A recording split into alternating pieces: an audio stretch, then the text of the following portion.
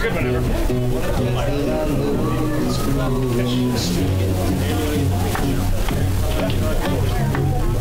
So enter time 00. Enter 00.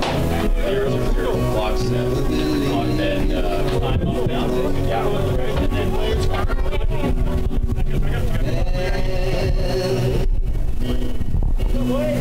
touching hand. Gotta be in order, guys.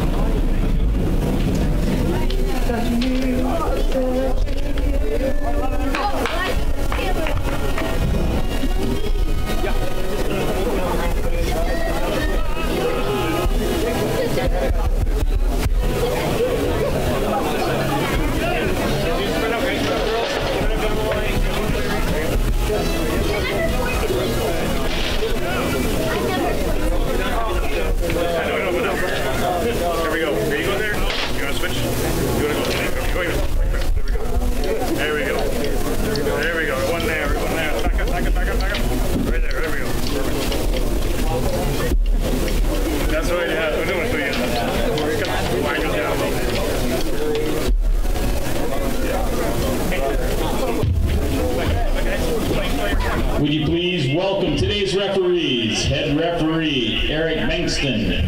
Assistant referee, Derek Illingworth. Second assistant referee, Sonny Marshall. And our fourth official today, Manuel Paquino.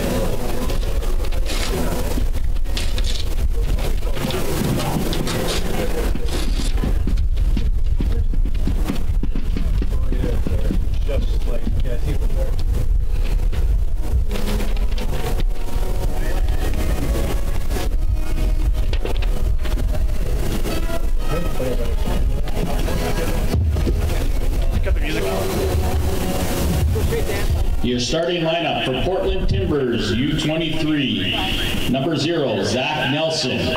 Number 34, Abdikadir Haji. Number 35, Daniel Trejo Del Rio. Number 38, Malcolm Dixon. Number 39, Igor Eubanio. Number 41, Camden Riley. Number 45, Gerardo Lopez. Number 46, Jesse Martin. Number 47, Jonathan Jimenez. Number 50, Jacob Simonis. And number 53, Francois Dulises. Now your starting lineup for your Foothills FC. Starting in goal, number 21, Nathan Ingham. On defense, number 3, Jordan Haynes. Also on defense, number 4, Dom Zader. Also on defense, number 5, Jackson Farmer. Starting in midfield, number 6, Nick Ledgerwood. Starting at forward, number 9, Moses Danto. Also starting at forward, number 12, Nico Pasquati. At forward, number 13, Mamadi Kamara. Starting in midfield, number 16, Sergio Camargo. Also at midfield, number 14, Elijah Adekube. And finally, number 24 on defense, Joe Waterman. Now we kindly ask that you please rise, remove your hats, bats for the national anthems.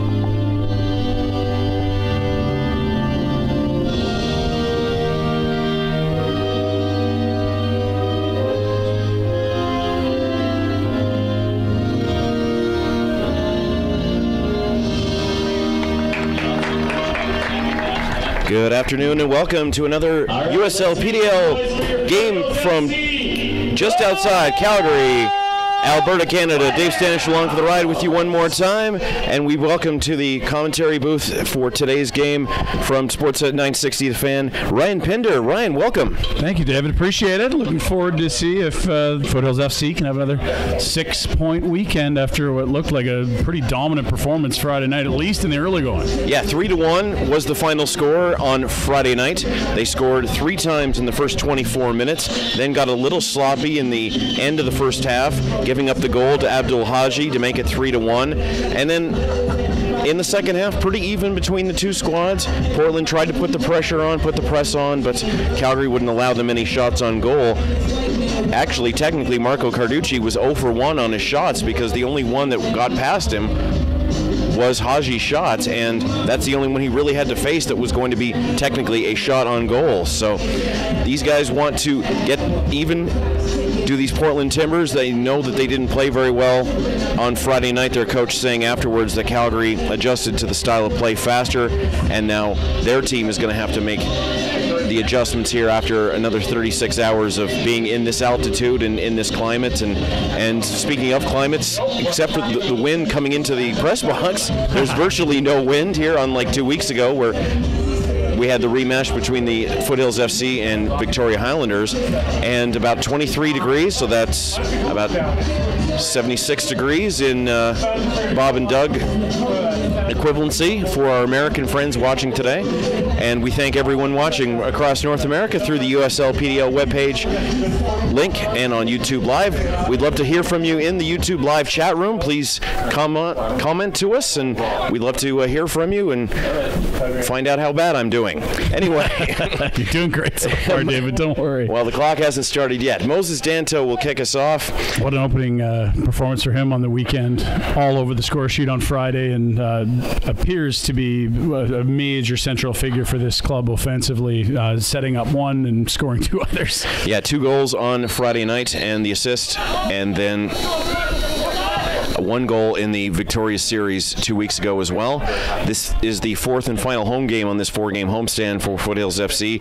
They'll be headed to the United States next weekend, but we'll talk about that certainly in the next 90 minutes. Foothills traveling right to left on your video screen in the white jerseys with the green horizontal stripes, and the Portland Timbers in the red jerseys with the white numerals. Yeah, and you know what? It's a 4-game homestand, but there's a weekend in the middle there where they did not play. It's a well-rested Foothills club, and we'll see how Portland reacts. It was not the start they wanted, certainly Friday. Nathan Ingham is the goaltender for Foothills FC as Marco Carducci gets a chance to take a break, but Nathan's just going to watch along with us right now as Portland tries to clear the ball away. This is Abdul Haji, 41, Camden Riley. You can't miss him with the red mane, and you can't miss number 50, the man he was looking for, Jacob Simonis. He's got to be at least 6'4", and Frank and I were talking about it on Friday. Just like basketball, just like any other sport, the tallest guy can certainly be the most dangerous. And speaking of dangerous, they were looking for an inside cross. No luck for Sergio Camargo, number 16. But they tried to catch Portland sleeping right there, Brian. Yeah, you know what? That's a great opportunity early, and an opportunity that perhaps Camargo would want again. But that said, creating chances early, just like Friday. And of note, already some dust kicking up around just halfway between the goal line and the Portland zone and center, as this pitch is not quite to mid-season form yet. Well, unfortunately, there wasn't a lot of precipitation between the snow melt and our first games 2 weeks ago against the Victoria Highlanders. However, they've been working on it very vigorously over the last 2 weeks. Simonis tries to feed it in, and Ingham doesn't take any chances. Ingham in the green jersey, and of course Zachary Nelson gets another chance on Foothills FC ground. He is in the blue jersey. The referees are in the yellow jerseys. And we have a first foul right at the center line. Camden Riley standing himself back up. As we said, Danto got 2 goals. The penalty kick goal that opened the scoring on Friday night. He got the goal in the 13th minute and the 24th minute. Kyle Jones in the 18th minute, and of course Haji at the 45-minute mark. And Riley from behind. It's an aggressive challenge on the ball there, up in the air and down hard. A member of Foothills here will get the ball. It doesn't look like we're going to see a card here. Well, Ryan, we're both mainly hockey guys, but hitting from behind in any sport, that was a good body check if it wasn't a hit from behind. It's probably a foul in many sports or a penalty of some sort. They're going to switch balls here, and looks like Foothills will start here with the ball back to the keeper at the top of the box. Good crowd starting to develop here at Okotoks Foothills Composite, about 5 minutes south of South Calgary. We're to the 5th minute here of this second half of the 2-game weekend between the Timbers and Foothills FC, who are off to a great start, a perfect 3 for 3. And right now, they lead the standings in the Northwest Division by 5 points. Seattle is 1-1-1. To occupy the second spot. The top 2 make the playoffs, but Calgary really wants to host because they didn't get a chance to host the Northwest Divisional play-in game last year. And not only that, they want to clinch that spot. However, they also want to have the most points in the Western Conference to be able to host as many as 3 playoff games and not have to travel to anywhere in, well, the western part of North America, California, Utah, Nevada, in that area. They'd rather stay at home and make those players adjust to this altitude later in July. It is an advantage. They say you've got to be at that altitude for quite a while before your body adjusts. So certainly one-offs are going to be very heavily favoring the home side. Plus they've been sensational just at home, whether it's posture, altitude, field, or whatever. Over the course of the last 4 years, they have been nearly perfect in Calgary and area. Yeah, 24 home games, 14 wins, 1 loss, and 9 draws. So as almost as perfect as you can get in the regular season. And I remember a couple years ago they hosted some playoff games in July, and they couldn't fit people into the stands. They had to surround them everywhere around the pitch to make sure that the fire marshal didn't care. But loud and enthusiastic crowds, and we expect the crowds to pick up as the summer continues. Now, there's a lot of curiosity around this club because of next year's, obviously, the big news in the football community here that Cavalry FC will be coming as part of the CPL. So yes, how many players can transition from this roster at the PDL U23, this league to what will be the CPL, and we don't really know so much as there's a lot of very good players at this level. Tommy Wilden Jr., the coach of this team, and he will also be the coach and general manager of the Cavalry FC. And I was talking to him after the game Friday night, and I said, so what did the GM of the Cavalry think of that game? And he had a quick laugh, and he said, yeah, I'm seeing some good things, but unfortunately the CPL's been very quiet as to rules regarding roster construction. Absolutely. Is there going to be a draft? Is there going to be a nothing but free agency? Is it going to be a random draw for the first pick? Is it going to be regional, that you can keep territorial players from within your certain territory? They're not speaking about any of that right now. The biggest question of all, too, Dave, might be just how many imports are you allowed? Because it's going to be a developmental league, and the tagline for the CPL is by Canadians for Canadians or something along those lines. So I wouldn't expect a ton of imports. But that said, that's going to be the area where you're going to be able to add a ton of skill, given that you can take from anywhere in the world, not just one country that's got a long winter. Moses Danto on the left-hand side, near side, camera side, and Francois Delisse clears that away. Well, I was talking about it to someone yesterday, and he was asking me the same thing, and I said, well, there's 18 players that get to start, that are dressed, 11 starters and 7 subs, so that's 18. So could there be 10 Canadians out of 18 or 11 Canadians out of 18? We'll have to wait and see, but obviously the CFL is pretty much 50-50, and that one's punched out well by Zach Nelson on a tremendous throw-in by Nico Pasquati, as he's been throwing it in all day today and all day on Friday, because he can get it right to midfield without too much difficulty, and that'll lead to a corner. They've been good on set pieces, David. This is something to watch for here for Foothills FC. A lot of their goals. They have 7 so far this year. That one off Kamara. A couple of tries. A third try now. Mamadi Kamara, number 13, on the right wing. That one's going to roll away, and it'll be a corner from the opposite side of the field. So they had the throw-in, and now this will be their second corner, and this is where they've made hay, as we were noting. The bulk of their goals have come off set plays or penalty kicks. Exactly. Kyle Jones, from that exact spot on the field, made a tremendous corner kick, and Moses Danto was able to pay it off in our season opener. That one across, off the head. A couple of tries, a couple of touches from Dominic Sator. That one blocked in front. Camden Riley got a piece of it. And Calgary with some good pressure. The goaltender didn't have to touch the ball, but great defense from Portland. Yeah, good chance in tight there. And now at midfield, Foothills FC with a throw-in. We'll head right back into the Portland zone. Players trading it back and forth, trying to clear, trying to get to the other side of half. This will be 34. Abdur Haji, he'll send it all the way down. Too far for Daniel Trejo Del Rio, who was a sub in the second half on Friday night and gets the start today. He was moving down the right. There was room. That just missed. Trying to build from the back to the front are the Foothills FC. That one blocked away by Jonathan Jimenez. Another good start for Foothills territorially. Kamara trying to feed it in. Will go across. Nelson got a piece of it. Crowd goes crazy. Calgary still possession. Ledgerwood's going to drop it off. Quick shot. Pasquati misses to the right. More chances early for Foothills FC. I know Portland would like to redo things as compared to the start on Friday, but the ball has not been in Foothills FC's end much at all. Sorry, Jackson Farmer, number 5, the right man on the back line. He had that opportunity, but they look almost alike. But yeah, Pasquati playing on the left and Farmer playing on the far right side in front of the audience. Of note, no Jonathan Wielden today for Foothills FC. He not quite healthy enough to get in, and that means there's a bit of shuffling on that back line.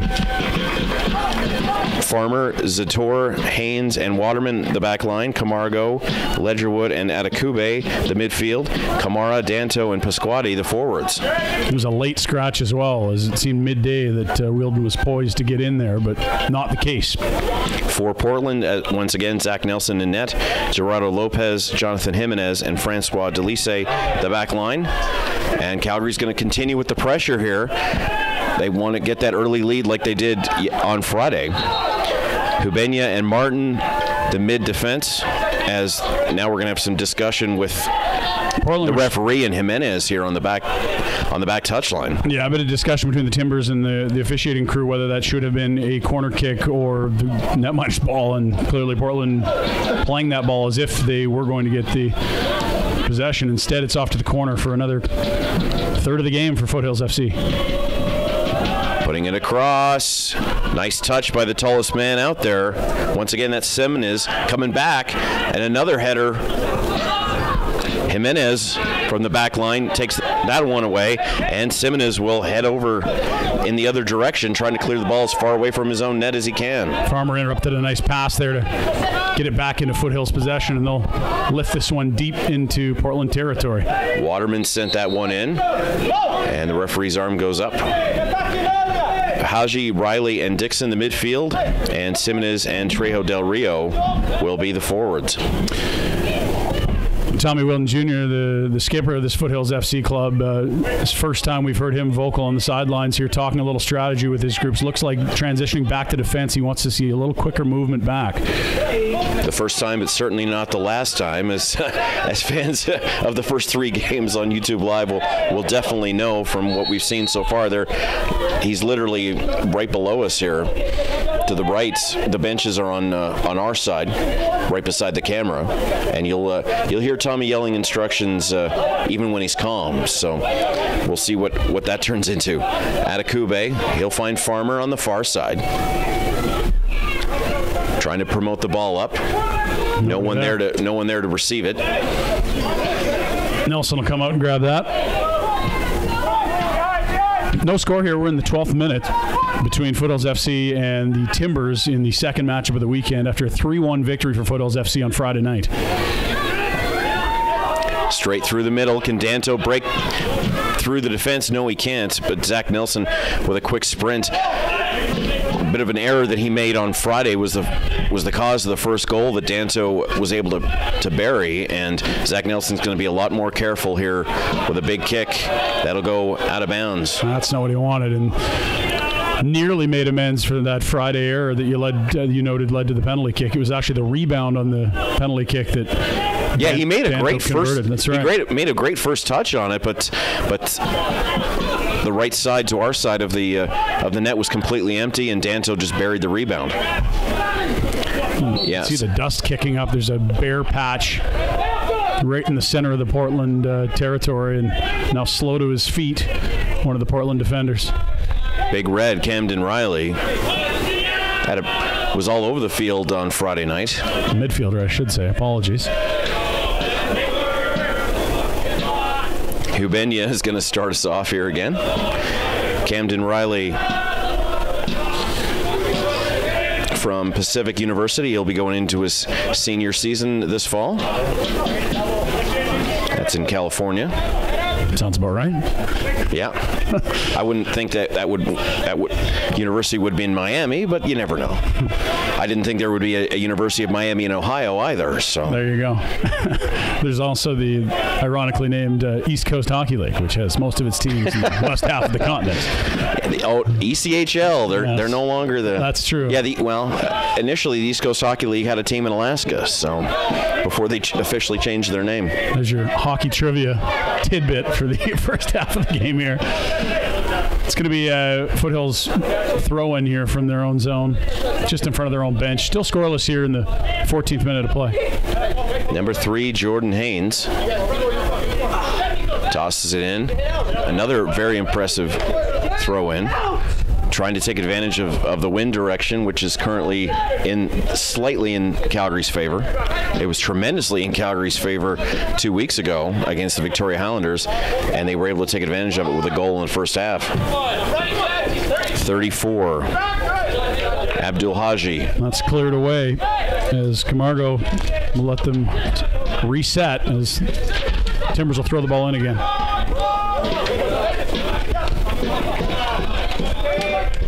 Hubenya as the wind is affecting us more than anybody else in the stadium right now with the open field, with the open window that we have here at Foothills Composite High School, normally home of the Foothills Falcons, high school football team, the other kind of football. We might have a few field goals scored today. There's one that might get into the booth. Just missing our camera. Cleared out a play by Foothills, and then Nuttally do another throw in right at half. You could have had a souvenir there, Ryan. Not bad. So the wind starting to pick up a little bit since an hour before we started the broadcast here. But a wonderful day nonetheless. After the horrible winter we had here in Calgary, it's nice to be outside with shorts and T-shirts on and just get to relax and watch some great action. You noted it earlier. If people aren't familiar with the climate, if you're listening from the other side of the 49th or in the Portland, Salem, Oregon area, this would have been under snow as of, a month ago, 5 weeks ago? Like, it really was a long, late end of winter, and then boom, instantly summer-like weather. So as a result, the pitch is not in the shape you'd expect this time of year. Yeah, it should be about 17 right now, and it's been anywhere from 25 to 28 for the last 10 days, which we will take. That's no question about it. Danto running into Riley, and the play a little slow at this point. Yeah, Danto's trying to grabbing at his chin there. Looks like that collision he wasn't really prepared for. Missed the ball and took a bit of a thump. That one too far for Riley as Nico Pasquati will clear it. Danto will give chase, making Nelson work for it again. And that's going to have to be a quick tip. Is he going to catch it? Danto muscled it. He's going to bring Danto down in the penalty area again. No call from the officials. That's what caused the penalty kick in the opening goal 36 hours ago. And the referee of that game is the fourth official tonight. And him and Tommy had a quick little stare down. But boy, Moses is just, you can see how easily his fingerprints get on the game. Big, strong, got in there, forced a quick play from the keeper who didn't put the ball where he wanted. Sort of popped it up like a fly ball, and then as it came down, Moses beat him for positioning, and that led to the takedown that was not assessed a foul. Zach Nelson being put on a lot of pressure in these last two games by Moses Danto. He seems completely confused by the wind direction and where the ball is going to go, and Danto could only take advantage of it. So he got very, very lucky there, did the Portland Timbers goaltender. That one's going to be blown down, go into the direction of Portland from the far official. All the quality chances thus far have been for Foothills FC. We've seen a few runs from the Timbers, but nothing that connected. And meanwhile, you've seen two blasts just missing right for Foothills FC, not to mention a header in the box that was headed away, amongst some other chances, including the one we just noted with Moses Danto getting better positioning than the netminder Nelson on a ball falling from the sky. Brought forward by Foothills. And out of bounds again. Ball's spent as much time out of bounds as it has inside, it seems like. We are 18 down here in the first half, no score. If you're just joining us, best part about YouTube Live, you can rewind and start again. Right back at the beginning, and then you can watch clips however often you want. Quick left-hander is Portland today. Excuse me. Left footer there from 38. Malcolm Dixon. He scored last week in Portland's opening contest and misses the far post by not too much distance. That's the best chance they've created all day. Early still, but that's got to be encouraging for the Timbers, who have been spending a lot of time in their own end. Nathan Ingham had to be careful there. Be sent through again. They couldn't find the connection with Trejo. Brought forward by Francois Delise from the back line.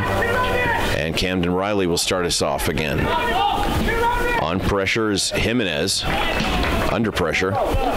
It's off Foothills and out. It'll be a Timbers ball. They'll throw it right back in immediately. Yeah, they're not wasting a lot of time when they can try to catch Portland sleeping. So Timbers with the red jerseys, and that one is going to get blown in Calgary's direction. That's what Tommy Wilden's talked to me about over these last few weeks, has been we can play any style that these other teams want. We can go fast, we can go slow, we can be aggressive, we can be we can be assertive, we can adapt to whatever these other teams want to throw at us, and that's exactly what they need to be.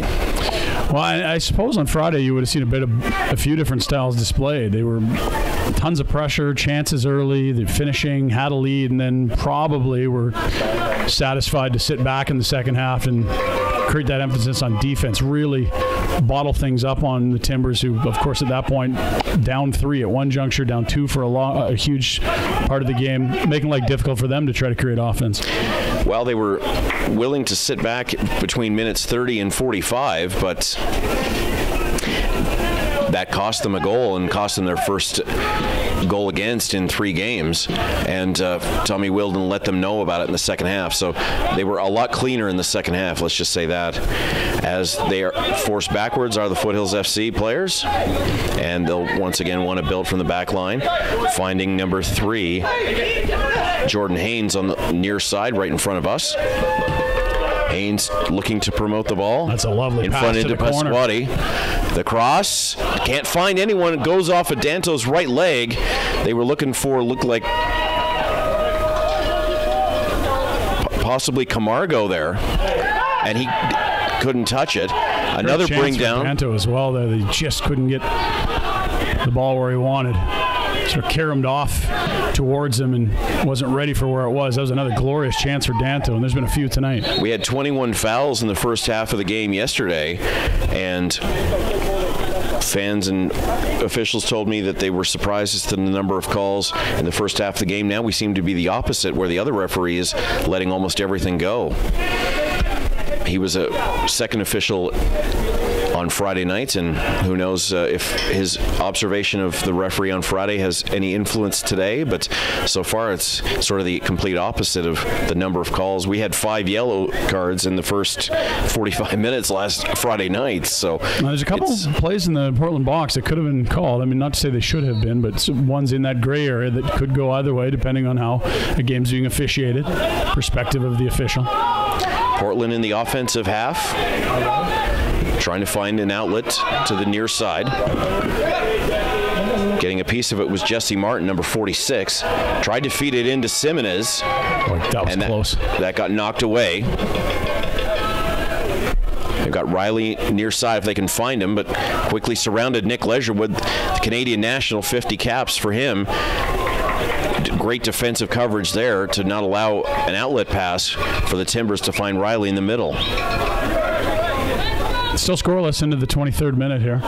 Jackson Farmer, the far right defenseman. How do you know we're hockey guys? Exactly. Yes. Nope. And there's a push from Danto, and Danto takes down Delise.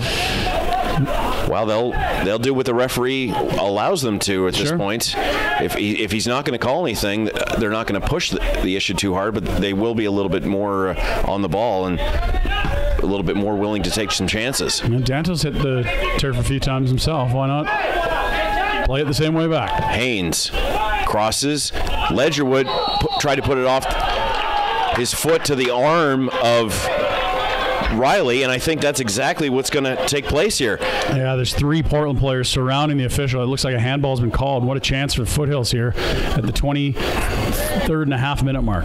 Just inside the line of the 18-yard penalty area, and wow, Ledgerwood got a bit of contact.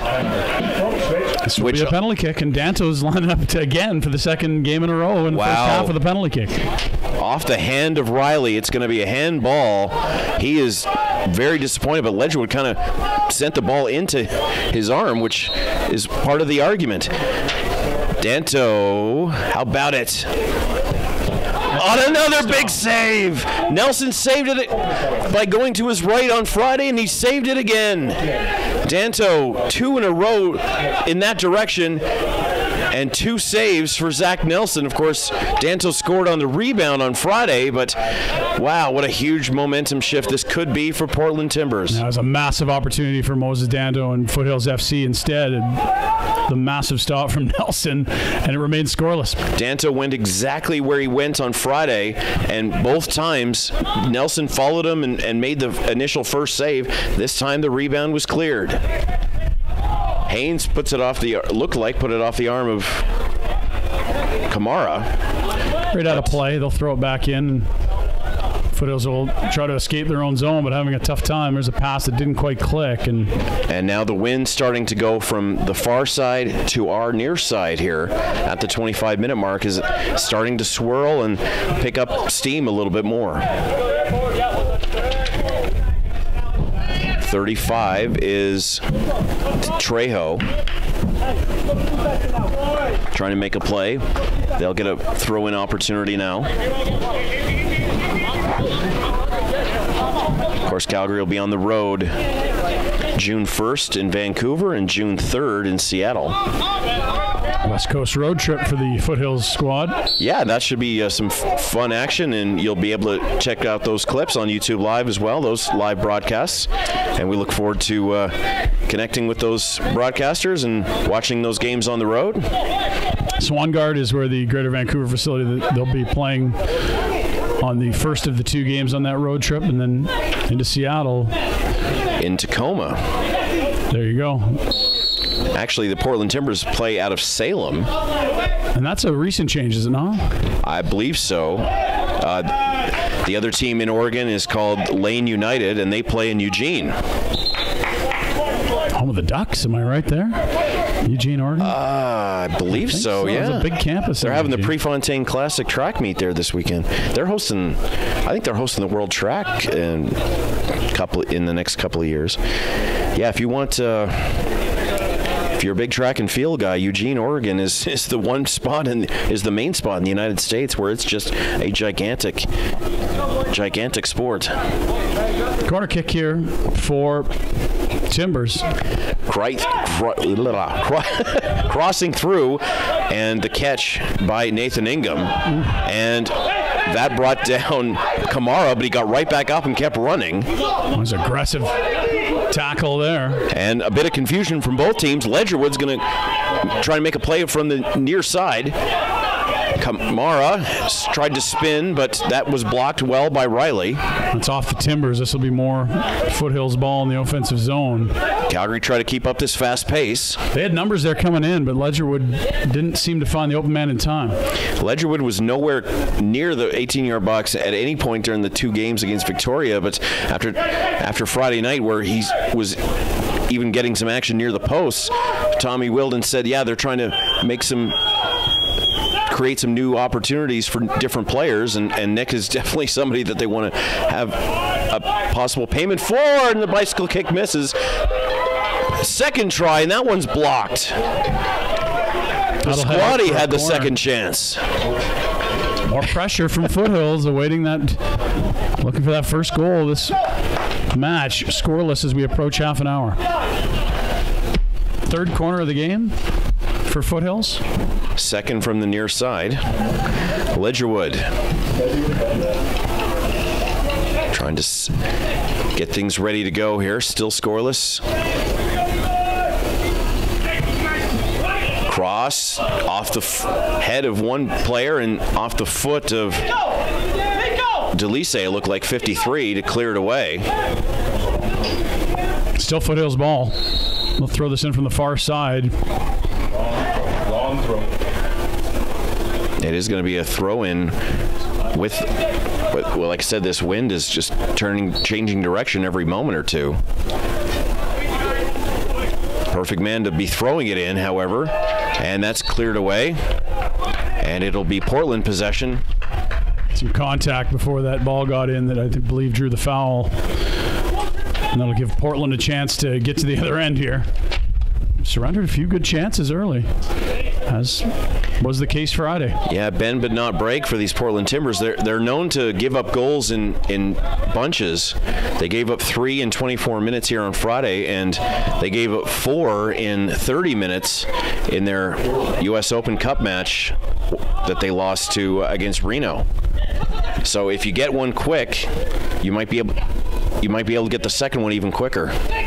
Trying to find Simnez. No luck for Portland there, and Calgary will build from the midfield. Trying to find Danto, promoting the ball, but the inside lane by Delise. And once again, the Timbers very, very satisfied to just clear the ball out of bounds and let Calgary start the next sequence. Another cross. Over the head, over the crossbar. And what an opportunity for Camargo. He's come close 2 or 3 times already in this first half hour. Just missing with the header over the bar. Nice ball in. That was a glorious opportunity.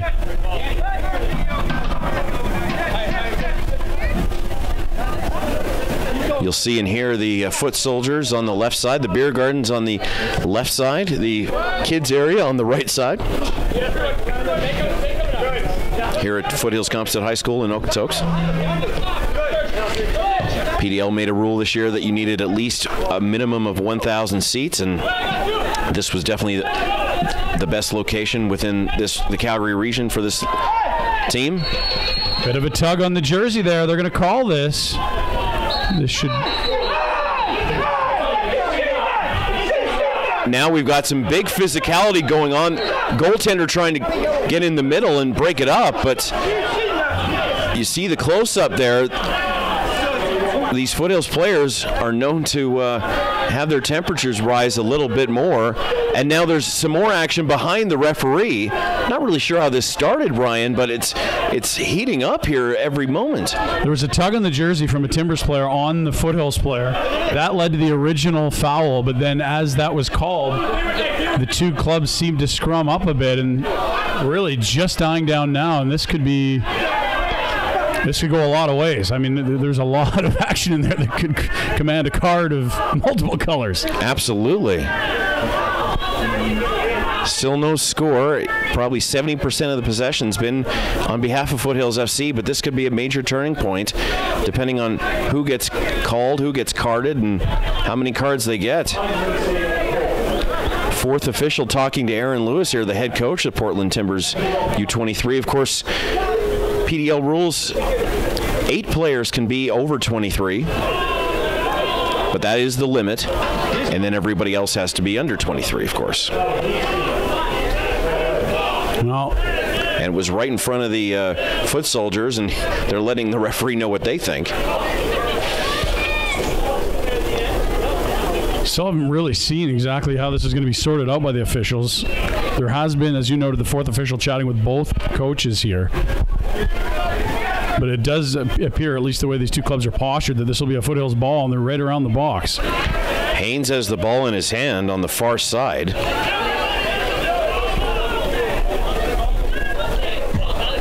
Two officials chatting at the moment, trying to get on the same page as to exactly what the fallout is from that scrum that ensued. That was all kinds of hockey terminology for something like that. Brouhaha.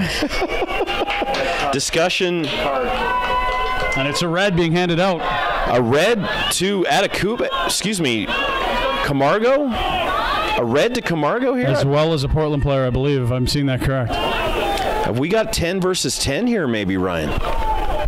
Which would really open up the field. Camargo and Jimenez are standing there discussing it with the official. Jimenez is walking off the field. His day is done. Hit your replay button, folks, to get a close-up look as to how that all developed. But, wow. And we have looks like a yellow against I don't think Pasquati was involved, but we don't have the best view from our angle. But it was weird that it transpired a little later than the play, and it appeared a foul had already been called. So we've got 2 reds. It appears the days are over for both Camargo as well as Jimenez. And as noted by you, it looks like we'll be playing 10 aside the remainder of the afternoon, at least starting now. Now we just hit the 34-minute mark here. Calgary has the ball. Camargo had the most recent excellent chance, as you said, Ryan, heading the ball over the crossbar. And what happens now? That free kick for Calgary is going to reset everything. Atakube gets knocked down. Farmer gets cut off. Danto cuts the Nice Portland guy off. Danto. And Danto doesn't like to just sit around and watch. He is involved in at every piece of grass on the field here, I think. That one crossed. Danto just missing off. Missed short side. Just missed short side off the near side post to the goal, to his near side, and the crowd is really starting to pick up the action here and appreciate these Foothills FC players. It's the Victoria games, admittedly, were pretty slow and slowly developing, but as we said, the 4 goals in the first half yesterday, along with all the cards and then all the action we've seen and the 2 red card ejections. It's feisty today. Yeah, these teams do not like each other. Obviously, Portland eliminated Calgary in the Northwest Division play-in game towards the Western Conference playoffs last year. Portland could not get past the following round once they reached the round of 16, a.k.a. the Western Conference semis against Golden State. But yeah, these teams are proving to not like each other very much. The next time they'll play each other is the second last scheduled game for Foothills FC in early July. Trejo Del Rio just got called. I believe is that a yellow he received there? That's exactly correct. Aggressive push out of bounds. What was going to be a Timbers ball is now back to Foothills, and a 4th card we've seen today, I believe. 2 reds and now 2 yellows. Both yellows, I believe, belong to Portland, although didn't catch the yellow in that scrum that followed the 2 reds. We'll get that clarified. Oh, another souvenir there, Ryan. We'll get that clarified at halftime and bring that information to you in the second half. That's exactly who and exactly when and exactly why those cards were issued, as well as the halftime statistical story. Story thus far has been all kinds of chances for Foothills, but they've yet to convert on one. One good chance for Portland, but we'll see which team that the 10-on-10 aspect favors more. So far, it appears to continue to be the home team. Brought in by Haynes. Ledgerwood taps it. Kamara playing off his off wing, trying to make a move, some fancy footwork, but a good clearance by Jesse Martin. Simon is in battle with Ledgerwood. Ledgerwood glad it's not a boxing match with the size difference. He'll cross it through and head it away smartly by Malcolm Dixon, number 38. It was intended for Prescotti. He does chase it down before it rolls out of bounds, and Foothills keeps the ball. Atakube sends it through. No touch by Kamara in front of the goalkeeper's area. Nobody home. Nelson grabbed that. Exactly. Still scoreless. 37.5 minutes have expired here at Foothills Composite Field, Okotoks, Alberta, just south of Calgary. Zator sends it through, and Martin sends it right back. And now the goaltender wants to take control, and Nathan Ingham will clear it quickly to Jordan Haynes. Once again, the wind from the far side of the camera to the near side, which is why our papers are flying all over the place. That went off the arm of the referee. And Camden Riley taken down. And a yellow on Ledgerwood for that takedown. That's another card. And we were talking about it in the first 10 to 15, Ryan, that the referee seemed to be letting everything go. Now it seems to have flipped 180 degrees, and now he's not letting anything go. Well, what happened? They were letting stuff go, so things get a little feistier, and now all of a sudden you've got some cards to hand out. Exactly. 2 reds and 3 yellows so far, and we have a substitution. Ryo Shimazaki from Virginia Commonwealth University is going to join the action. We haven't seen a first half substitution at any point in this game, in these 4 games that we've seen here at Foothills Composite High School. And Trejo Del Rio, who probably would admit that he's not accomplished a whole lot in these first 39 minutes. Did get that yellow. Well, that's true, yeah. Well, and 10 to 9 is probably not a ratio that Portland wants at this stage. Fair enough. Farmer, some fancy footwork. Trying to break through a couple more players. It'll get knocked down. Ledgerwood will promote it. a header there, no luck for Pasquati. Nice little give and go with him, and Moses Danto ended up missing the mark.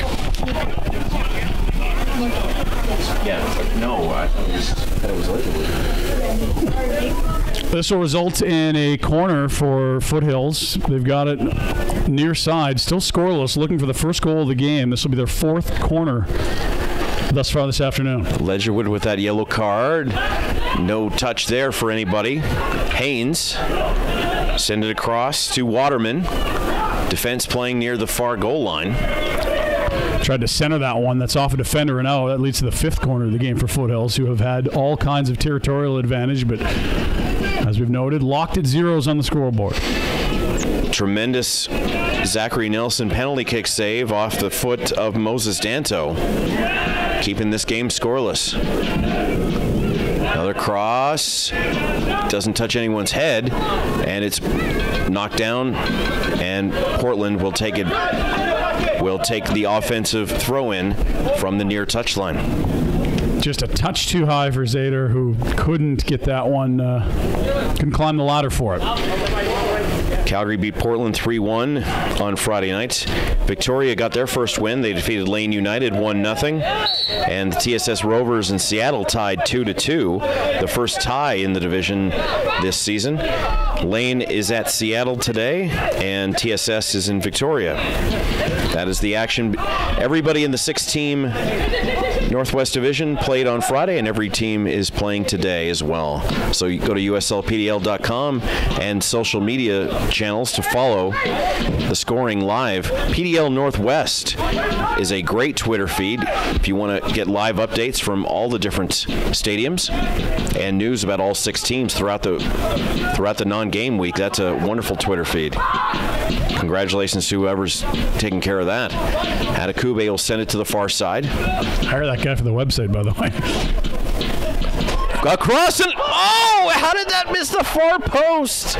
Jackson Farmer. Great look in close. Oh, wow. And another close call for the Timbers. There have been 3 or 4 balls within inches. Wow, and just in close to the net and missing. Short side from Danto earlier. We've seen 2 headers over the bar and a couple headers just missing as well. Wide of the net. Mix that one in, and you've got to have quality chances for Foothills at 6 or 7-1 at this juncture. And Nelson, that's been Nelson's problem both Friday and today, has been his free kicks and goal kicks have been going out of bounds and not setting up his teammates at all. Whoa, and that one will go over our heads and bounce into the playing surface, as you can see. Now that off the media building here. I didn't think I'd be taking 3 soccer balls home with me as souvenirs, but we're getting pretty close to that. Another clearance, not too far from us again, from Delise, and that's why they have the tent. Keep your eyes open. Haynes looking for Kamara. Didn't start the first game, but has started all the rest.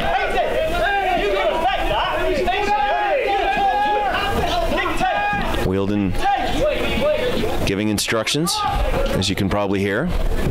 Kamara tried to dance down the sideline, lost the handle. That's led to the Timbers getting it back, although Foothills, as they do, pressing hard and getting the ball back almost immediately. Ledgerwood brought down quickly by 39, Hubenya, and that'll be a foul and an opportunity here for Calgary to reset the action and slow it down.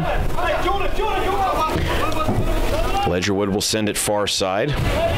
Farmer, number 5. Back to Zator, his right defense partner, along with Waterman and Haynes. 4 men in the back still for Calgary Foothills FC. Shimazaki, the sub, will send that ball out, but not to the touchline. Drop off to Haynes, and that will be sent all the way out. And we'll start again. Just approaching the moment here where we should find out the number of minutes that'll be added on to the first half. 40 seconds left in the 45, but as noted, there was that skirmish that cost a bit of time, probably a minute or two added, I'd think. That ball got caught up in the wind, but Simmons was ready with the header. Waterman came down awkwardly and is down on the floor.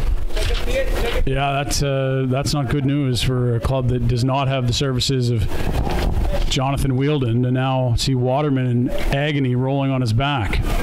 And they're going to call for the medical staff here. Simmons got the first touch, and then Waterman had the second, but landed awkwardly after the header. And as we see, 4 minutes will be added as we reach the full 45.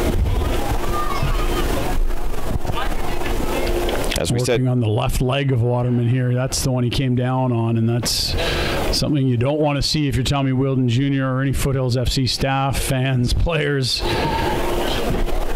Well, when you're already down to 10 men, yeah, you don't want a player in his position to have to be replaced. Looking ahead to next weekend, the Portland Timbers will play at Lane United, so not too far of a drive, and then they host Seattle Sounders under 23 on Tuesday, June 5th. As we said, Calgary will be at TSS Rovers in Vancouver on June 1st and playing in Seattle on June 3rd. So Waterman's being helped off the field now, and it appears the left hamstring area is what seems to be bothering him.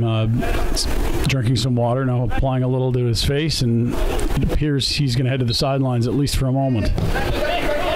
And wasting no time to resume the game is Elijah Adekube.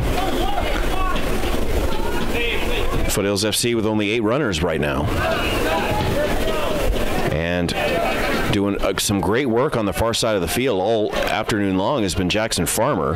Another corner won by Foothills here. Pasquati to Farmer, cutting it across, cut off, rebound, blocked in front, and Portland will go backwards to go forwards. And it's 38, Malcolm Dixon getting that one knocked away. Into extra time here in the first half, still scoreless. Zator to Farmer. Only the referee knows when the first half will conclude. 4 minutes, was added. Looking for an opening. Our Foothills FC right in the middle of the dirt. Pasquati's been all over the place as well today. And Portland wants to slow things down. Waterman still working on the far side. On the right bench, to our point of view, trying to get ready to resume action here for these last 2.5, 3 minutes that remain here in the first half. And then the team will make a decision at halftime. Good news for Foothills FC. It looks like they'll get Waterman back. He's on the sidelines waiting for word from the official to come into play, and now he's back onto the pitch. Haynes will leave it for Waterman. Adekube sends it all the way through. Wind a little bit slower than it was. And Shimazaki will send it in, trying to get to the offensive third for the Portland Timbers. Game really hasn't changed since the two Reds and the play being down to 10 versus 10 here, Ryan. You know what, Portland, this is... If you're going to script how to survive a storm, they've done it. They've had some bad fortune finishing for Foothills, and then also they've gotten in front of some solid drives in the box, not to mention just they've taken some good thumps here, but have not yet hit the turf, so to speak. Jordan Haynes on the near side. Tried to find Kamara, but that one rolled out of bounds. Wheeldon looking for some urgency here. Well, they surrendered a goal in the 45th minute on Friday, so they certainly don't want a replay of that, as Simmons has had his head on the ball quite often here so far. He was a late substitute on Friday night, but certainly made an impact once he joined the contest. And they're trying to find him right now. That one's going to go all the way through, and that is your first half. There it is.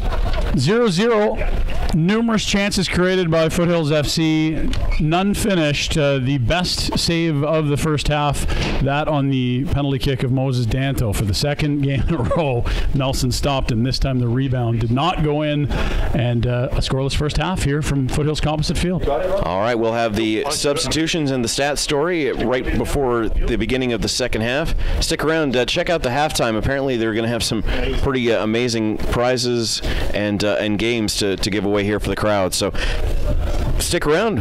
We'll be right back. During halftime.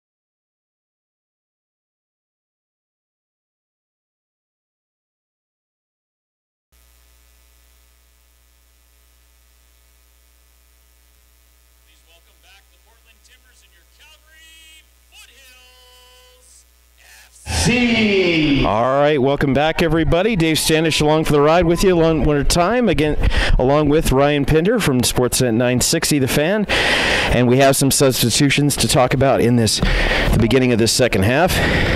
Nick Ledgerwood has come out in favor of Bruno Zeeby, number 8. And if the wind would be more friendly to me, I could tell you that number 11, Mamadi 13 Kamara is out, and Ali Musi, number 11, is in for the Foothills FC. Musi coming in the second half of the second straight game. Some legs off the bench here. And number 33, Timur Ziudsi, is coming in, and 38, Malcolm Dixon, is out. 33 in for 38 for Portland. Stats in the first half. Portland 11 fouls, Calgary had 8. Portland 3 shots, Calgary 9. Portland 1 corner, Calgary 7. Portland 0 offsides, Calgary 1. So statistically, 9-3 the shots, 7-1 the corners. Calgary basically dominated that first half, but just couldn't get paid off. Yeah, no surprise Ledgerwood comes out, given that he had the yellow, and up front Kamara had done some good work, but Musi's a really good player that they can add and inject a little speed and energy coming off the bench. Trejo Del Rio and Ledgerwood, the 2 yellows, are off the field now, and of course Jimenez and Camargo are probably still in the showers. That one cleared away as the teams have switched sides. Zeeby there with a good look early, just coming on. Yeah, the Foothills FC subs do not waste any time once they enter a contest to try to make an immediate impact. And we had some pushing and shoving in front of the goaltender. Looked like Danto and perhaps Dixon were involved in that. So it'll be brought in for Calgary. So throw in right on and just missing. Another tremendous throw in. If you can't throw the ball at least halfway across the field, you might as well not even try out for this team, because everybody seems to be able to do it. It's into the wind too. Exactly. Farmer will drop it off. This is Pasquati, sends it all the way across. No one can find it on the opposite side. Zeeby sending it backwards. Musi tried to find a teammate. Captured by Adekube smartly. Calgary once again trying to make an impact here in the first 2 minutes of a half, like they did Friday, and in the first half of this contest. Did a great job creating chances today. No shortage, as noted by the stats at half. 9 shots, penalty kick save from Nelson, the huge moment at this juncture, keeping it tied. Batting up one down, Timur Ziudsi, the sub in for Portland at halftime. Bit of a kick out there, brings the ball forward.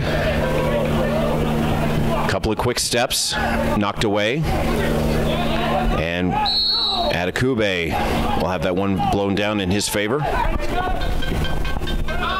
Calgary going left to right in the white jerseys with the green horizontal stripes. Portland still in the reds with the black stripes, and the goaltender in blue, the referees in yellow, and you and I in fluorescent pink, right, Brian? Something like that. Something like that. Straight across, blocked in front by Jackson Farmer, and sent out of bounds on the nearest touchline in front of the Calgary Foothills FC bench. Yeah, Musi's been active early. That's why you bring him in, and he's an impact player for this club, especially last year, if I recall, when they lost Adekube to that season-ending injury early, or season-ending, was it Achilles issue? Yeah, something like that, absolutely. Put across to Danto. And Calgary circling the edges right now, trying to find an opening in the middle. Right-footed. Oh, wow. They are hitting every part of the goal mouth except the goal itself. And some acrobatics there, but almost got paid off. Moses Danto again has been all over it today in terms of creating chances. around the net. Right now, I can't see any reason why the Cavalry's first-round draft pick wouldn't be Moses Danto right now. We got to figure out if there even is going to be a draft. How does that work? Well, MLS has a super draft.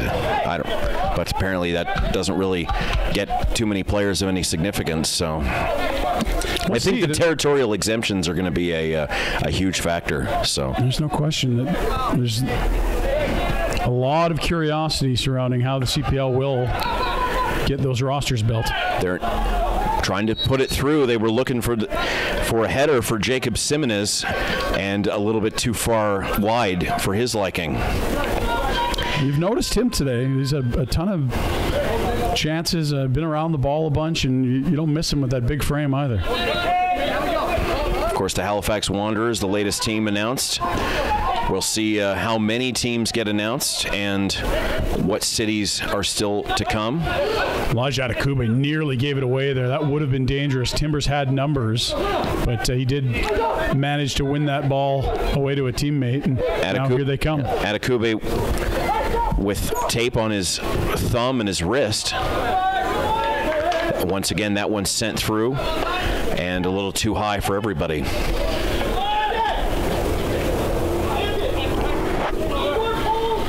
Nelson's got it here at the Portland end, still scoreless. We've played 5 minutes in the second half. Foothills FC winning 3-1 on Friday. And these two clubs finishing 1-2 in the Northwest Division last year. You can understand why it's been a feistier, more spirited contest today. Chippy might be a more appropriate word as well.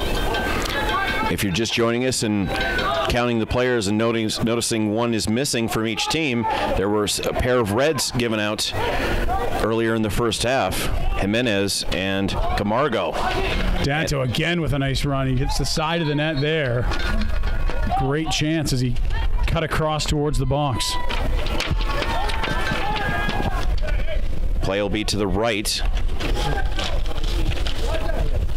of Zachary Nelson. Of course, Nathan Ingham is in the opposite net. He hasn't had a lot of touches so far today, but I imagine he's just as anxious for his teammates to get the first goal of the contest as anybody. 8th corner of the game for Foothills. And there go the referee's notes from up the upper floor. Nice clearance by Haji. And Portland continues to be on the brink of danger, but not letting it surrender. They'll clear that the length of the field, and Foothills will start fresh. Ingham does get a touch. He's actually returning the ball after a foul was called, but he'll take whatever he can get at this point. Yeah, exactly. I'm sure. That's exactly right. Exactly. Adekube has been busy from the midfield, trying to find Danto. He will get it. Trying to go to the far corner. Offside. No luck for no luck for Jackson Farmer. Of course, he was ahead of the second last defender. He's been busy today. Yeah, he's been run him up and down the field a bunch. Absolutely, yeah, on the far side of the camera angle in the first half. But yeah, very, very busy, very active. And Danto may have had an opportunity, but decided to go to Farmer instead. It's the second time we saw that. They just missed earlier. I believe it was Moosey trying to find Farmer in a similar rush for Foothills FC, but he could barely get to it and couldn't keep it in play with an attempted cross. Haji tried to make something happen, but that was cut down quickly by Waterman, who's at the moment seems no worse for wear for that hamstring issue that took him out for a couple of minutes right before halftime. He was not substituted out at halftime. And what a save by Nelson there. Zachary Nelson had to come out of his box to be assured of no goals against. Again, it was Danto sending that ball ahead, finding a teammate, and the ball getting to him just as Nelson came sliding in to make the stop. He held on to the ball, too. That's an impressive play. Once again, the goaltender puts it out of bounds. And that's got to get to being a point of frustration for the coaching staff. It was Bruno Zebi, the midfielder, that had that great chance there, but give Nelson credit. He got the ball. Pasquati has Farmer on his right, but is surrounded by red jerseys. A Elijah Adekube showing his center midfield importance now that Nick Ledgerwood has been substituted out with that yellow card. Zebi with Farmer. Bruno going to drop it back. Adekube try to go inside, and that's smartly knocked off by Dulise, number 53. What a chance for Pescotti. Yeah, absolutely. They worked that one perfectly. Looking for a header on the far end. No one there in the white jersey to take advantage. Danto just wins balls at will here. It's immensely impressive. Absolutely. Just Portland, so strong on his feet. Portland running around here with no real defensive organization, just kind of reacting rather than taking away.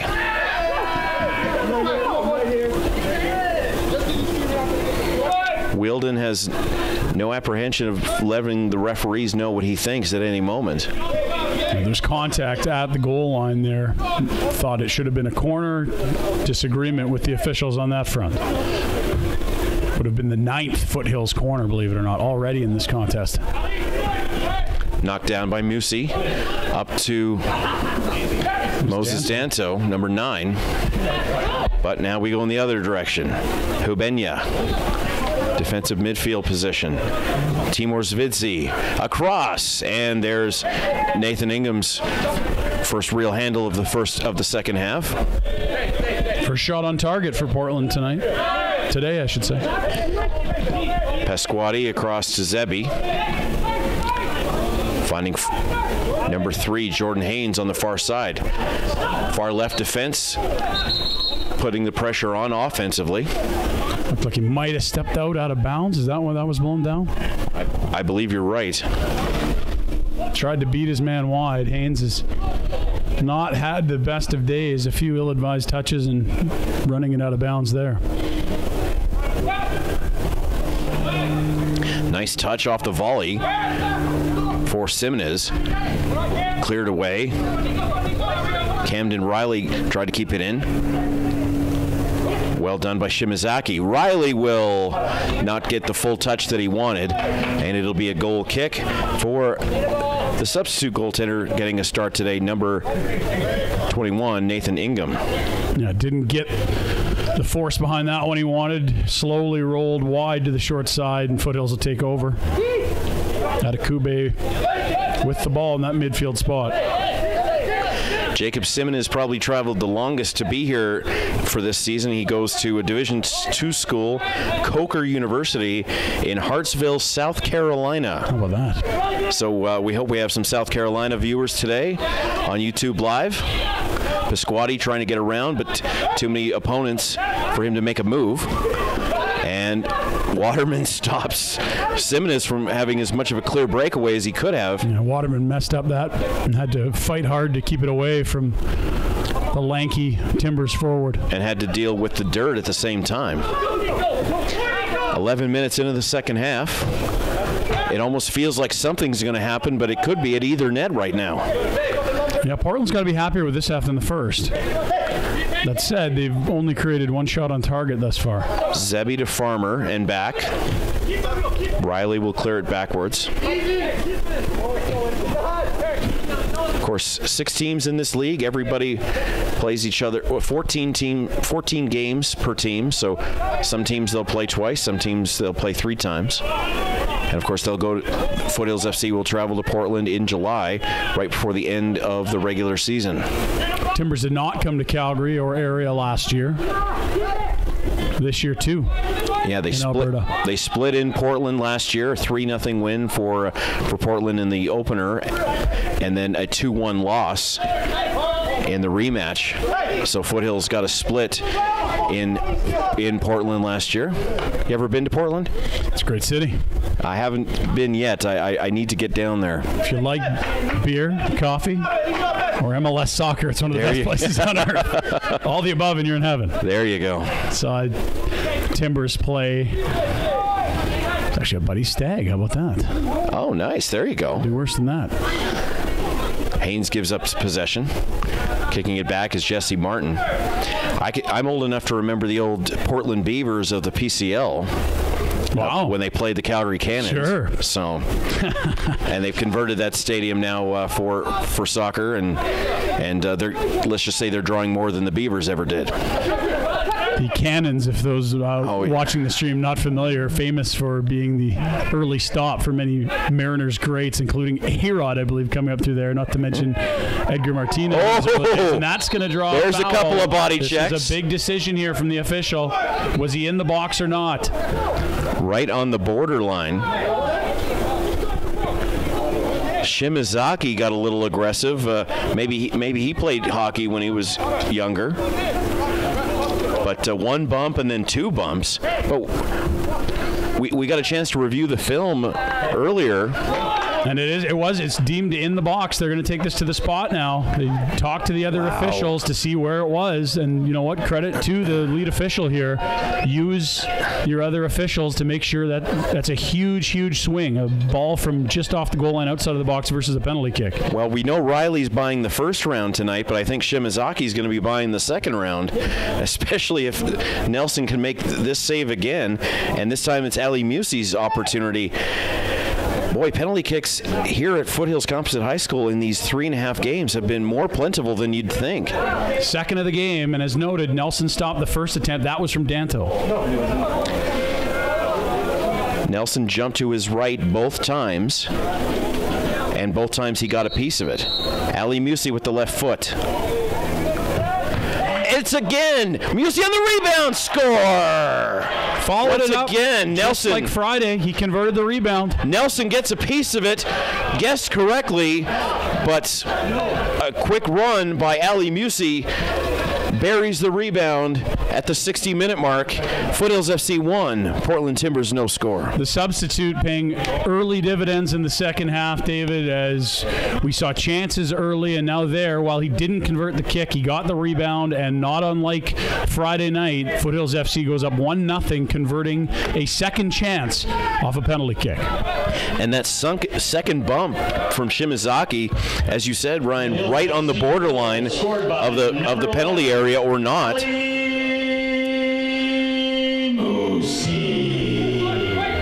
And the referee determined that the foul occurred in the penalty area, which led to that penalty kick. But Nelson's... I think we have a coach ejection here. There's been a bit of conversation between the official and the head coach here, and the official pointing to the sidelines as if to suggest away from the coaching tent. Oh, wow. Well, that changes things a bit. We've hit the 61-minute mark, and a bit of a whiff there leads to Moses Danto with possession. I don't know if that was a fake or not, but Danto bulldozed him off the ball after not biting on the first swing. Great speed by Ali Musi to follow up on that penalty kick. He was the only man who could get to that ball and found the far corner behind Zachary Nelson. And Calgary Foothills FC has not trailed in 2018. They have either led or been tied the entire season in 3 games and 60 minutes. That's an interesting point. They did have the bye week, but give them credit. They didn't surrender a goal until what? 45 into Friday night's game, yes. So, if my math's correct, they've scored 7. 8. 8 now. 7. 2 plus 1 plus 3 plus 1 is 7. Okay. This is why we're in sports broadcasting, not mathematics, right? We're not working for NASA for a good reason, right, David? Well, I went for a math degree and flunked out terribly. Yeah. Let's switch it up to let's switch it up to sports broadcasting. Why not? Elijah Adekube. He was run over outside the box, and that'll be Foothills ball. It's drawing some yells from the coaching staff of the Timbers. Not sure if that's instruction or criticism for the official. The other teams that have been here like their substitutes like to make their voices heard, and it looks like Alejandro Segovia will join the action, number 44. Of course, in the PDL, 6 substitutions are allowed. So that means Haji will come out, the goal scorer on Friday. So 44, Segovia in, 34, Kader Haji out. And Haji named one of the top 50 prospects in the PDL, a player of interest. Him leaving the game, something I'm sure Foothills is just A-okay with at this juncture. You don't need Timber to score against them in a game and a half.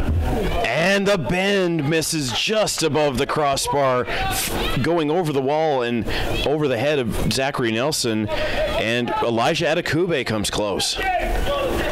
About 6 inches away from the penalty area. Just over the woodwork. Calgary pushing the pace right now, and a big thing for Portland, Ryan, is a lot of their hand off the shoulder, according to the referee, not the upper arm of Simenes. The entire FC squad lifting hands there, saying handball, handball. But the Timbers missing a lot of their weapons. They didn't make the trip across the border. Gio Magana Rivera is not here, and a couple more of their top 50 prospect players did not make the trip. They're not even subs today. Also not here, Zuel, Ortiz, and Michel as well. Verstraeten, Joash Sutherland, Corner, and Holstein are still possible substitutes for the Portland Timbers. Substitutes that have not been brought into the game for Calgary so far: Carducci, Hayfield, and Akio for the men in white. 65 minutes into the contest, 25 to go, and Shimazaki, who's definitely buying the beer tonight, is trying to make sure Pasquati can't get around him on the near side. Shoulder to shoulder there, and it's another corner for Foothills. I think it was that second bump that really led the referee to decide that that penalty kick needed to be called. Substitutes have come on strong. Musi as well as Zebi creating chances here. Dantos continued to be strong on the ball and strength, as well as just the dynamic feet, ability to dance around and create chances. Their 4-5 forwards have been interchangeable throughout these 3.5 games. Nicely cleared away and corralled, brought back in. Couldn't find the connection. Cross in front, and another great defensive header by Portland. Calgary maintains possession here. 0 chances of any quality for Portland here in the first 20 minutes of the second half. And another cutoff at the halfway line, but Portland ruled possession. They do not want to go home with 0 points earned on this road trip. Calgary can take a stranglehold on this Northwest Division, depending on the results otherwise in the league after action today. You go 4 for 4 to start a season, you're in great shape, no question. Boy. That's 12 huge points if that were to be the case. And once again, not even for the lead in the division, but the lead in the Western Conference to be able to host as many playoff games as possible. Just like the President's Cup in the NHL, you want to finish first so that every game 1 and every game 7 is at your home field or home arena in hockey and home field in soccer, obviously. And apparently they're still playing hockey somewhere in the States. I'm not sure where or why, but apparently that's going to start up tomorrow night. Savitsi sent through and cleared away by Jackson Farmer.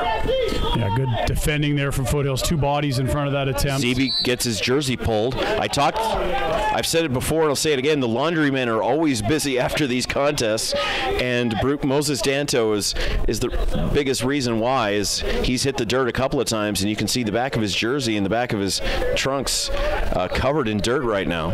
He had the tug at his jersey there that led to the foul, and Foothills has it right at center field on the sideline here. Number 5, Jackson Farmer, who took a bit of a tumble in game 1 but seemed no worse for wear 16 days ago. A couple of nice touches there, and Calgary ruled as Shimazaki's still having some defensive struggles. Yeah, that was Pasquati trying to bang one past the Portland defender. It hit the defender and then came back to touch an arm. And Moosey will now take the kick. 10 versus 10, and the Portland coaches have been ejected, so not very often that you see this. Pasquati leaves it for Moosey. Across, great header from Portland to clear it away. Moosey will steal it. Trying to create something off the turnover. Gets surrounded by red. And cleared through nicely by Jesse Martin.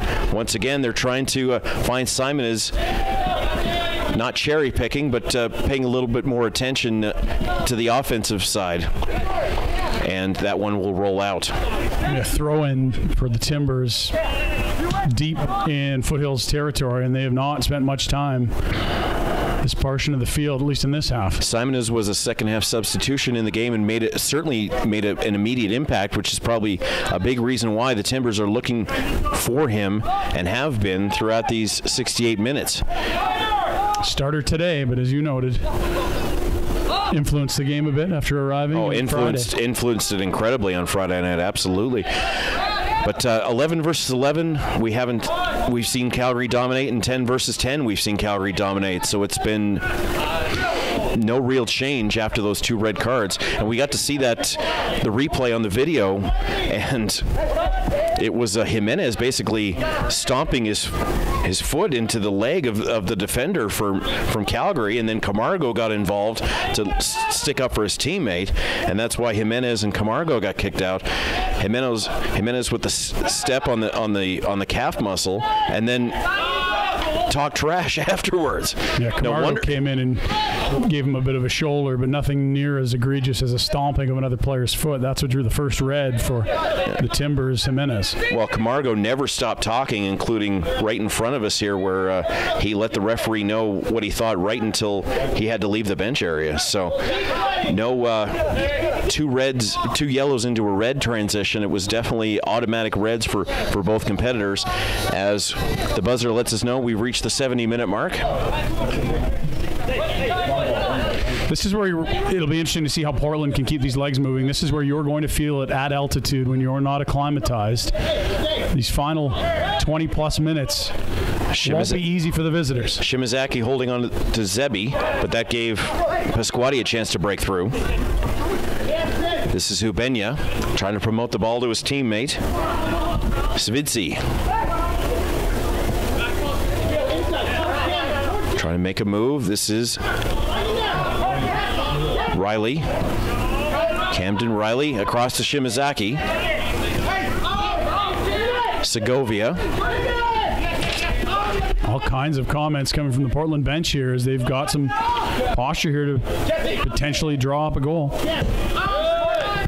Shimazaki will send it backwards. They're trying to execute something here specifically and trying to get everybody in the correct positions. Coming up from the back, Gerardo Lopez from Loyola Marymount University. DeLise from Central Florida, so maybe he traveled the longest to be here today. Simonez, they haven't been able to find him all day, but they're continuing to look. And that misstep is going to switch the possession. That's an error for the Timbers, who had a good run of possession there, and simple pass back was missed, and that leads to Foothills ball. Just the Portland side of center. No significant change in the wind from the beginning of the contest to now, but it's a little calmer. Tends to swirl a little bit in spurts. Danto can't handle that one. Great follow by Pasquati, and that one gets blocked through. Impressive run through traffic, but he couldn't catch up to the ball after deking through a few Timbers.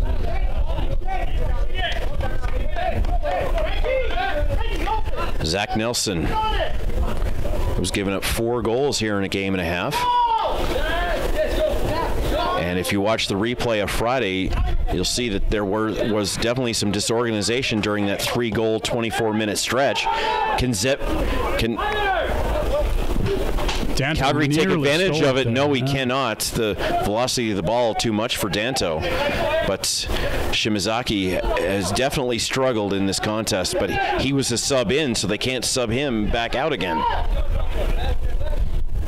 Ali Musi. Zebi have been making some moves here. Nice little jump in energy from Foothills substitutes. Segovia to Riley. Kick back out, and as you said, Ryan, you can hear the Portland substitutes and assistant coaches shouting instructions here. Probably no coincidence that the majority of Portland's movement has been on the near side here in the last 10 to 15 minutes. I got to remember to bring the duct tape. Our papers are flying everywhere. 74th minute, still 1-0 Foothills FC. Far side to Haynes. Right in front of the audience. 4 people in that crowd won Google Minis today. Hope you got to watch that during our halftime festivities. Hubenya can't get it once again to Simonez, and I think Calgary's figured that out. Portland seems to want to only go to Simonez, who has the ball now, and he'll score a field goal, but that doesn't count until November. 3 points in a different sport, David, but not today. Exactly. However, I think Calgary's kind of figured that out. It's like it's Simonez or nothing right now for Portland's offensive strategy. I've been feeding the big man for sure. It's been swarmed when he's gotten the ball. And that attempt from well out, as you noted, not only over the soccer net, but through the uprights, which drew the foot soldiers to stand up with the "it's good" football referee hand signals. Calgary content to let Portland push the offensive strategy here right now. Catch their breath a little bit to prepare for the last 15 minutes. And it looks like we may have another change coming. Dan Hayfield appears to be ready to join the action. Substitute on Friday night as well. Hubenya across. And you wouldn't think this would be the strategy of the team that's down a goal with 15 minutes remaining on the clock. They've had a tough time creating chances all day. Central defense and midfield handling the ball here. Danto and they want Pasquati to start pressuring the ball here a little bit more. Shimazaki gets taken down.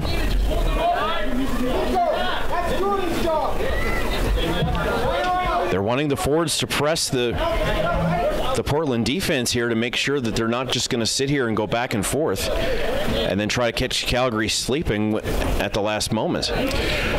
Shimazaki slow to his feet, but he'll stay out there limping as he falls back off the ball. Portland will take just in front of their own bench. Sfeetsi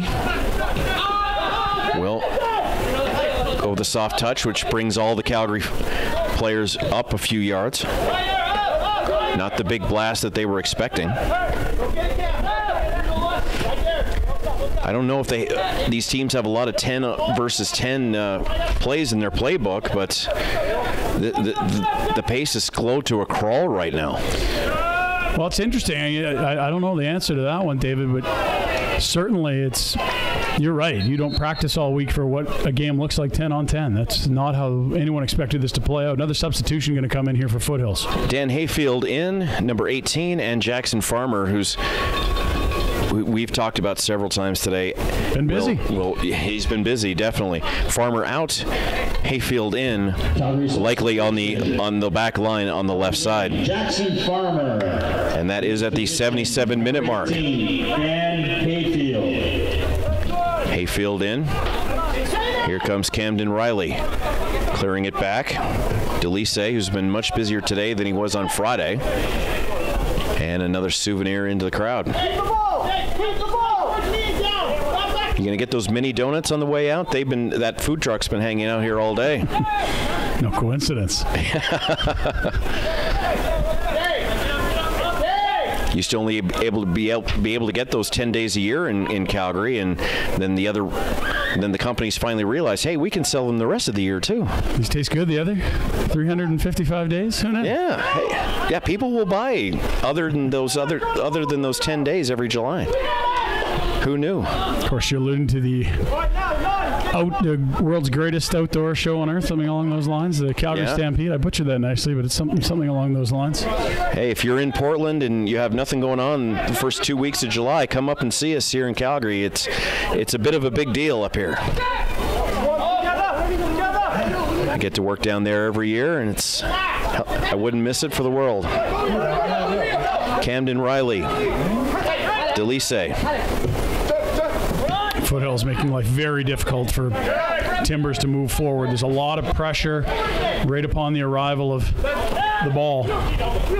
That went sent all the way through, but Zator was there to handle it if Zavidze could have gotten to it, which he couldn't. Yeah, it didn't click. I think Tommy Wilden is going to be very satisfied with what his team has done since that goal was scored. He'd like another, though, no question. Oh, no question at all. Informing his troops, we want the ball. Don't be letting them hold the ball here. Make them take it from us. Maybe the respective gas tanks of the Portland Timbers are starting to run a little low. Again, this is when altitude, you should notice it in a sporting event. We're over an hour here, 3,000 feet above sea level. I think it's no coincidence that this was a Friday-Sunday as opposed to a Saturday-Sunday or a Friday-Saturday schedule. I expect that the road teams that will be coming here throughout the season specifically requested that. But a great place to be on a Sunday afternoon here in Okotoks. It's a good crowd for just the second weekend in Okotoks for Foothills FC. Yeah. They have played their prior 3 seasons in the Calgary area. This is a city just south of Calgary. About 30, 40 people on the far left and about the same on the far right. So a good total. Portland drawing about the same number of fans to their home games for the U.S. Open Cup. They're down to the final 32. They had that draw earlier this week, so go to ussoccer.com to check out where and when those 32 teams will be playing, including the MLS clubs that were added. Can't wait for the Canadian equivalent to kick in next year. Of course, the Canadian Championship, the Voyageurs Cup, sort of the equivalent, and they've added the League One Ontario and the PLSQ teams to the combination this year. But can't wait for the CanPL to be part of that single elimination factor outside of league play. I think that's going to be a tremendous element to 2019 in the CPL. Ball went out of bounds there. It'll be Foothills touch, I believe. And we'll see what happens there. A little surprise expressed by Zebi there. 80 minutes into the contest. Still 1-0 Foothills. The strike from the substitute, Ali Musi, the difference at this point. And Nelson, the netminder for the Timbers, have to say has been their best player. Here's a chance in close. Oh! Another save from Nelson, who has been spectacular for the Timbers today. If your vote wasn't for Nelson before, it certainly is now. That saved another goal for Foothills FC. Zebi, the other substitute, after Musi, who he came in with at the half, scored the only goal of the game. I've seen goaltenders in other sports get really depressed and out of sync when they give up a goal, but haven't seen that at all. That one across. Oh, what a great clearance at the last possible moment. Francois Delise was there, 53. You can see a bit of frustration from Foothills. They lead this game, but it could easily be 3 or 4. You think of the 2 penalty kicks that Foothills has had, not to mention the 9 shots in the first half and many more here in the final 20 minutes. Well, we saw that the real difference when Portland had the offensive control 5 to 10 minutes ago. They couldn't get 5 yards further ahead, and now Calgary's switched that momentum, and they're right on both posts for these last couple of minutes.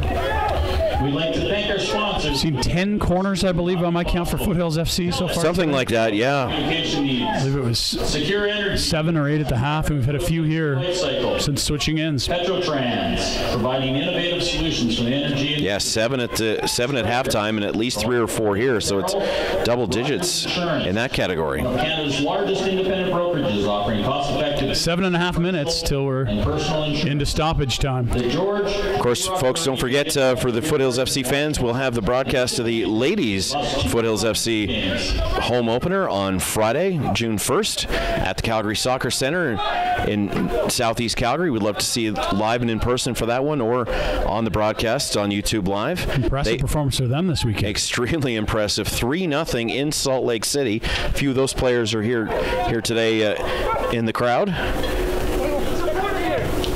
And I believe the video archive of that game from the Salt Lake broadcast is available online. Is that correct? Yes. So you can go and check out that archive on Friday night's game. Another substitution. UWS Soccer is the website for that league, and a substitution for the Portland Timbers in number 36, Joseph Corner, and I think probably the very frustrated number 50, Jacob Simon, comes out for the Timbers. Busy day for him, but could not get loose against this Foothills defense. A lot of running, but not a lot of touching of the ball. Let's just say that. Kick out, blocked in front. Great chance for Elijah Adekube, who's been very busy and very effective. Very impressive in the midfield today, especially after Ledgerwood was substituted out. 84 minutes into the contest, and it looks like yet another substitution. William McKeough will be coming in at a little later.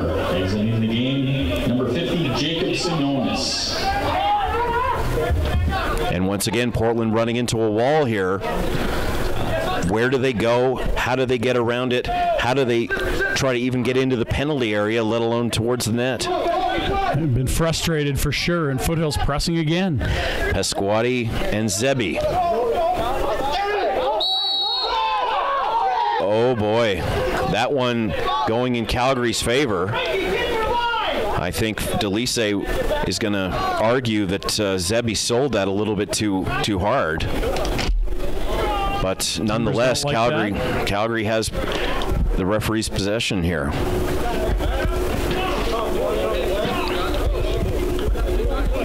Where are they hiding the ball? It's right here by the bench of Foothills squad. There it is. Right in front. There's actually a patch of clover here. That is early season. Yeah, turf issue here. You can imagine how the football guys rip this apart. I'm going to have to come down for a Foothills Falcons football game in September, and probably a lot of fun to see the other kind of football get played here. Now at the far end of the field, the majority of the teams in the second half have been here on the near side to where we are, but now we're on the far end. The left winger's getting some work for Foothills FC. Ali Musi had that one knocked away. You can see this is just illustrating how much trouble Portland's had. When they can get it into the Foothills end, it's mostly just a clearance and then right back into their own turf, where Foothills has held the ball most of the game. Ingham had to be careful, but his teammates help him out. And once again, where does Portland go? What strategy can they use, even with more field per person to use? Because it's only 10v10. It's not 11v11 right now. They seem more frustrated with even less, with more room. There's still more frustration. Substitution coming in for Foothills FC is Zebi got a throw-in for Foothills after making a run up the left side. William McKeough will come in. I mentioned it on Friday, but you go to Foothills FC's Twitter, there's a fun little skills competition that Willie's involved in, and it's a lot of fun to watch, so check that out. This will mark the end for Moses Danto today, who had a spectacular 86 minutes. In the game, number 9, Moses Danto. Entering the game for Foothills FC, number 19, Willie Aquino. Danto has been around it all weekend. 2 goals, set up another on Friday, and all kinds of chances today, including a penalty kick that was stopped by Nelson in the first half. Hayfield, the sub in, along with Pasquati on the near side. Trying to find something to force the goaltender to move to his right. That'll be it. The header gets blocked in front, rebound loose. Kicking it back. Akio with a great chance early here. Adekube along with Pasquati, 12. Atakube's 14. One-on-one against Segovia. What a great job by Segovia to force that ball backwards. Now on the far left. Fight through that. Cleared away by Ryo Shimazaki. Off the collarbone of Zvitze. Nice work by Hayfield coming back there to interrupt any sort of chance at a rush for Portland. Jordan Haynes sends it through. Blocked. If Portland were tied or ahead, I'd say that their defensive play here in the last 45 has been excellent, but they got to get a little bit more urgent here. They're behind. Well, yeah, you're not going to tie the game from your own half, and that's where they've been stuck most of the second half. Hubenya working against Akio. 90 seconds remaining before we're into stoppage time. Akio trying to get some fancy footwork moving there. Portland trying to press the action here, but Calgary with the steal on the throw-in, and suddenly we're going further and further away from where Portland wants to be. Calgary content to slow everything down here. Pasquati. Less than a minute. They're going to hold the ball for the remainder of this game if they could have their way. Akio surrounded by 2 men. Shimazaki gets taken down, and that's a foul. Tense times now for Foothills. They have outplayed Portland significantly, and yet only up 1 here as we head in towards stoppage time, and there'll be 4 minutes added. I don't know where that 4 minutes is from, but we'll take it. Same as the first half.